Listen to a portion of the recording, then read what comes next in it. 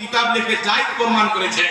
কেউ 2.5 লক্ষ হাদিসের হাফিজ, কেউ 5 লক্ষ হাদিসের হাফিজ, কেউ 4 লক্ষ হাদিসের হাফিজ, কেউ 1 লক্ষ হাদিসের হাফিজ। এই পৃথিবীর মুসলমান বড় বড় মুহাদ্দিস মিলাদুন নবী পালন করাকে জায়েজ লিখেছে। আর জায়েজ শুধু নয়, ইমাম জাযরি লিখছে যারা মিলাদুন নবী পালন করে ইনাদের ব্যাপারে ইমাম জাযরি লিখতেছে, বুখারী শরীফের হাদিস দিয়ে দলিল দিচ্ছে, আবু লাহাব নবীর জন্মের খুশির সংবাদ পেয়ে তার বাঁদিকে আযাদ করেছিল বলে প্রত্যেক সোমবার জাহান্নামের আযাবে গ্রেফতার রয়েছে।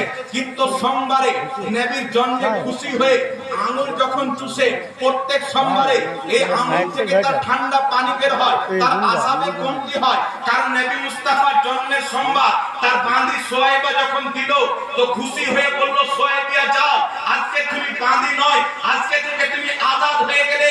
নবী মুস্তাফাকে ভাতিজা মনে করে নবীর জন্মে খুশি হয়েছিল আবু লাহাব। আজ পর্যন্ত প্রত্যেক সোমবারে তার আযাবে আল্লাহ কমতি করে দেয়।